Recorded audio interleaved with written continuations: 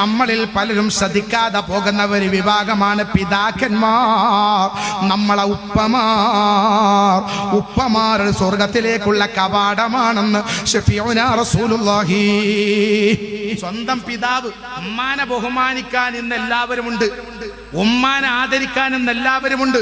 പക്ഷെ ഉമ്മാനെ ആദരിക്കുന്നത് പോലെ, ഉപ്പാനെ ബഹുമാനിക്കുന്നത് പോലെയുള്ള ആദരവും ബഹുമാനവും നമ്മളെ ഉമ്മാനോട് കൊടുക്കാറുള്ള ആദരവ് നമ്മളെ ഉപ്പാനോട് നമ്മൾ കൊടുക്കാറുണ്ടോ എന്ന് ഓരോരുത്തരും അവനവന്റെ മനസ്സിനോട് ചോദിച്ചു നോക്ക്.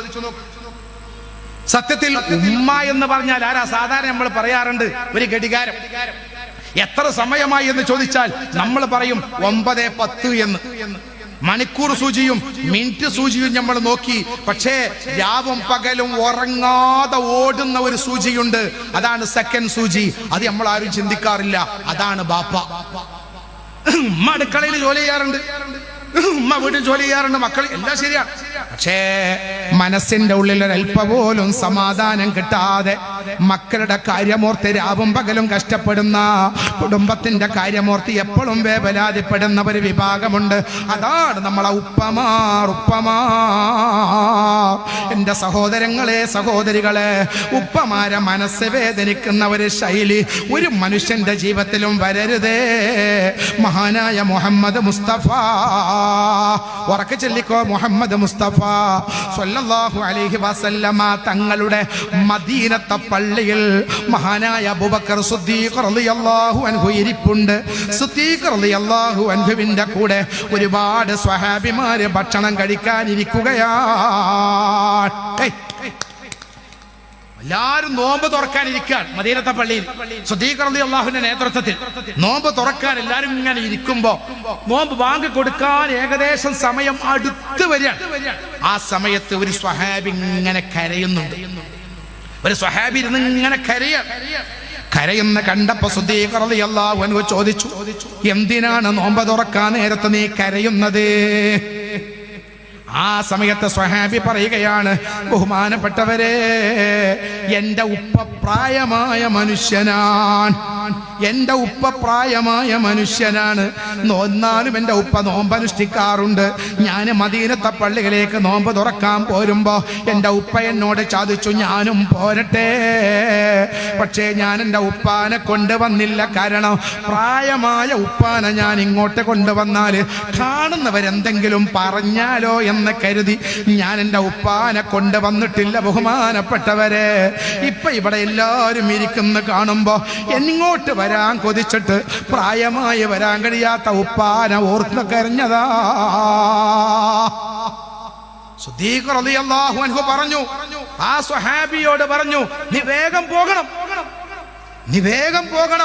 നിന്റെ ഉപ്പാനെ പറ്റുമെങ്കിൽ ഈ സദസ്സിലേക്ക് കൊണ്ടുവാ. ഉപ്പാന്റെ ആഗ്രഹം നിറവേറ്റി കൊടുക്കേണ്ടത് മക്കളല്ലേ, ഉപ്പാന്റെ മനസ്സിന് സംതൃപ്തി പകരേണ്ടത് മക്കളല്ലേ. അതുകൊണ്ട് വേഗം ഉപ്പാന്റെ ആഗ്രഹം നിറവേറ്റി കൊടുക്കുമോനെ. ഈ സ്വഹാബി നേരെ ഓടുകയാണ് വീട്ടിലേക്ക്.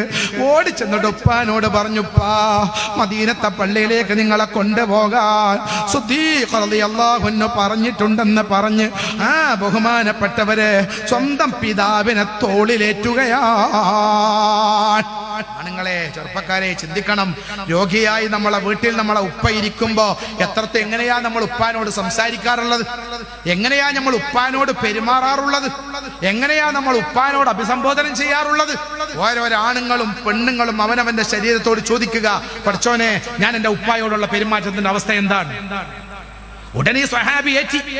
എന്നിട്ട് മദീന പള്ളിയിൽ കൊണ്ടുപോയി ഇരുത്തിയിട്ട് ഈ സ്വഹാബി ചെയ്യുന്ന പണി നോക്കണം. ചെറുപ്പക്കാരെ, ഇന്ന് നമുക്ക് മടിയാണല്ലേ.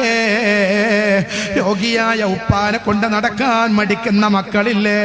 അസുഖമായ ഉപ്പാനെ കൊണ്ട് നടക്കാൻ മടുക്കുന്ന മക്കളില്ലേ? ഈ സ്വഹാബി മദീനത്തെ പള്ളിയിൽ കൊണ്ടുപോയി ഒരു ഈത്തപ്പഴം എടുത്തിട്ട് വെള്ളത്തിലിടുകയാണ്. എന്നിട്ട് വെള്ളത്തിലെടുത്തിട്ട് അത് നന്നായി പാകമാക്കി ഉപ്പാന്റെ വായയിലേക്ക് വെച്ച് കൊടുക്കുകയാ. ഇത് കണ്ട് സിദ്ദീഖുൽ അക്ബർ കരയുകയാണ്. ഇത് കണ്ട് സിദ്ദീഖുൽ അക്ബർ കരഞ്ഞുകൊണ്ട് പറഞ്ഞു, നിനക്ക് അല്ലാഹു അനുഗ്രഹം തരട്ടെ. എന്നാ മകന് വേണ്ടി മഹാനായ അബൂബക്കർ സിദ്ദീഖ് റളിയല്ലാഹു അൻഹു ദുആ ചെയ്യുമ്പോ ഒരു മക്കള് ഒരു പിതാവിനോട് ചെയ്യേണ്ട കർമ്മങ്ങളിൽ നമുക്ക് അപാകതകൾ വരുന്നുണ്ടോ, പോരായ്ക വരുന്നുണ്ടോ എന്ന് ആലോചിക്കേണ്ടതാ. അഷ്റഫുൽ ഖൽഖ് നബി മുഹമ്മദ് മുസ്തഫ സ്വല്ലല്ലാഹു അലൈഹി വസല്ലമ തങ്ങൾ ഖിയാമത്ത് നാളിന്റെ അടയാളം പറഞ്ഞ കൂട്ടത്തിൽ, ഖിയാമത്ത് നാളിന്റെ അടയാളങ്ങൾ പറഞ്ഞ കൂട്ടത്തിൽ അല്ലാഹുവിന്റെ റസൂല് പറയുന്നുണ്ട്, ഖിയാമത്ത് നാൾ ഒന്ന് അഖ്സ അബാവു, ബാപ്പാനെ അകറ്റി നിർത്തുക, ബാപ്പാനെ അകറ്റി നിർത്തുക. മക്കളും ഉമ്മയും ഒന്ന, മക്കളും ഉമ്മയും ഒന്ന. ബാപ്പേ അതിങ്ങനെ പാവം വെള്ളം ചോദിച്ചാൽ തോന്നുമ്പോ വെള്ളം കൊണ്ടേ കൊടുക്കുന്ന, അല്ലെങ്കിൽ മക്കളെയും പേരക്കുട്ടികളെയൊക്കെ ഹോസ്പിറ്റലിൽ കൊണ്ടുപോകാനും ഹോസ്പിറ്റലിൽ കൊണ്ടുവരാനും അങ്ങാടി പോയി പച്ചക്കറി വാങ്ങിക്കൊണ്ടുവരാനും ഇറച്ചി വാങ്ങിക്കൊണ്ടുവരാനും അതിനൊക്കെ ഉള്ള പെരിയിലെ പണിക്കാരനാണ് വാപ്പ. അതല്ല ഇന്നത്തെ ലോകത്തിന്റെ ദുരന്തം.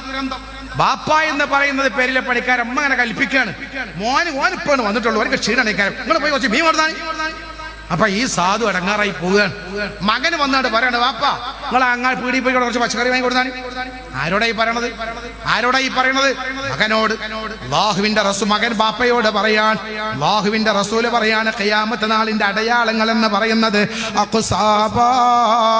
ബാപ്പമാരെ മാറ്റി നിർത്തുകയാണ്, ഉപ്പാനെ മാറ്റി നിർത്തലാണ്. വാദിനാ സ്വദീഖഹു, കൂട്ടുകാരെ അടുപ്പിക്കലാണെന്ന് ഷഫീഉനാ റസൂലുള്ളാഹി. സ്നേഹിതന്മാരോട് സ്നേഹം, ഉപ്പാനോടോ വെറുപ്പ്. ഉപ്പ പറഞ്ഞതിന്റെ തട്ടുത്തരം പറയുന്ന, ഉപ്പമാരെ വേദനിപ്പിക്കുന്നവരുടെ സ്വഭാവം, അതാണൊരു മനുഷ്യനുണ്ടാകുന്നെന്ന് അള്ളാഹുവിന്റെ പ്രവാചകർ മുഹമ്മദ് മുസ്തഫ. എന്നാൽ എൻ്റെ സഹോദരങ്ങളെ സഹോദരികളെ കേട്ടോളൂ, ഉമ്മാന്റെയും ഉപ്പാന്റെയും മുഖത്തേക്ക് ഒരു മനുഷ്യൻ കരുണയോട് കൂടെ നോക്കിയാൽ, വാപ്പാനോട് അങ്ങാടി പോകാൻ പറയില്ല, വാപ്പാനോട് ദേഷ്യം പിടിക്കല്ല, ഉപ്പയോട് എന്തെങ്കിലും മക്കൾ കഴിയാത്തൊക്കെ വാപ്പയെ ഏൽപ്പിച്ചുകൊണ്ട് വാപ്പാനെ കഷ്ടം, കുട്ടിയാൾ കഴിഞ്ഞാൽ പോലും വാപ്പാനെ ചീത്ത പറയുന്ന മക്കൾ, പേരക്കുട്ടികൾ തമ്മിൽ അടിച്ച മക്കൾ വന്ന് ചോദിക്കാണ്, എന്തേ നിങ്ങളെ നോക്കാഞ്ഞ്? ഓന്റെ മക്കളെ നോക്കണ പണിക്കാരനാ വാപ്പ. എന്നാ മക്കളെ കേട്ടോളൂ, അള്ളാഹുവിന്റെ പ്രവാചകർ മുഹമ്മദ് മുസ്തഫ സ്വല്ലല്ലാഹു അലൈഹി വസല്ലമ തങ്ങൾ പറഞ്ഞു, മാമിൻ വലദിൻ യൻദുറു ഇലാ വാലിദൈ നദറ റഹ്മ. ഉമ്മാന്റെയും ഉപ്പാന്റെയും മുഖത്തേക്ക് കൃപയോടെയും കാരുണ്യത്തോടു കൂടെയും നിങ്ങൾ നോക്കിയാൽ, ഒറ്റ നോട്ടം ഉമ്മാന്റെയും ഉപ്പാന്റെയും മുഖത്തേക്ക് കാരുണ്യത്തോടു കൂടെ ഒരു നോട്ടം നിങ്ങൾ നോക്കിയാൽ, ഇല്ലാ കതബല്ലാഹു ലഹു ബികുല്ലി നദറത്തിൻ ഹജ്ജതൻ മബ്റൂറാ. ഓരോരോ നോട്ടത്തിനും അല്ലാഹു പരിപൂർണമായ ഒരു ഹജ്ജിന്റെ കൂലി തരുമെന്ന് റസൂലുള്ളാഹി. പരിപൂർണമായ ഒരു ഹജ്ജിന്റെ കൂലി. മാന്റെ മുഖത്തേക്ക് കൃപയോട് കൂടെ നോക്കുക, ഉപ്പാന്റെ മുഖത്തേക്ക് കാരുണ്യത്തോട് കൂടെ നോക്കുക, സ്നേഹത്തോട് കൂടെ നോക്കുക. ആ നോട്ടം നോക്കിയാൽ ഹജ്ജിന്റെ കൂലിയാണെന്ന് മുഹമ്മദ് മുസ്തഫ. സ്വഹാബത്ത് ചോദിച്ചു, എന്റെ വാപ്പ രോഗിയായി കിടക്കുകയാണ്, അല്ല എന്റെ അമ്മ രോഗിയായി കിടക്കുകയാണ്, ഞാൻ ദിവസവും എന്റെ ഉമ്മാന്റെ ഉപ്പാന്റെ റൂമിലേക്ക് പോയിട്ട് 100 വട്ടം മുഖത്തേക്ക് നോക്കിയാലോ? രോഗിയായി കിടന്നാൽ അങ്ങോട്ട് അടുത്ത് നോക്കാതെ വാതിലടച്ച് പോയിരുന്ന മക്കളും മരികളെ കുറിച്ചല്ല, മറിച്ച് 100 വട്ടം ഉമ്മാനെ പോയി നോക്കും, ഉപ്പാനെ പോയി നോക്കും, കരുണയോടെ കൃപയോടെ. ഉപ്പാന്റെ കവളൊന്ന് തടകി കൊടുക്കുക, ഉമ്മാന്റെ കവളൊന്ന് തടകി കൊടുക്കുക, ഇടക്കിടക്ക് ഉമ്മ എന്നൊന്ന് വിളിക്കുക. രോഗിയാകുന്ന ഉപ്പാനെ ഇടക്കിടക്ക് ഉപ്പ എന്നൊന്ന് വിളിക്കുക. ആ നെറ്റത്തൊരു സ്നേഹത്തോടെ ഒരു കാരുണ്യത്തിന്റെ ഉമ്മ കൊടുക്കുക. എന്നിട്ട് ഉപ്പാനെ വന്ന് തലോടുക. ഇടക്കിടക്ക് ഉപ്പാന്റെ അടുത്ത് പോയിരുന്ന് ഉപ്പാനെ തലോടി സന്തോഷിപ്പിക്കുക, ഉമ്മാനെ തഴുകി തലോടി സന്തോഷിപ്പിക്കുക. അങ്ങനെ കാരുണ്യത്തിന്റെ നോട്ടം ഉമ്മാന്റെയോ ഉപ്പാന്റെയോ മുഖത്തേക്ക് 100 വട്ടം ഞാൻ നോക്കിയാലോ നബിയേ?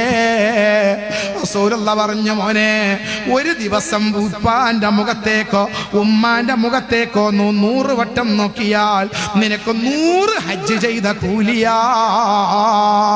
അല്ലാഹു തൗഫീഖ് നൽകട്ടെ.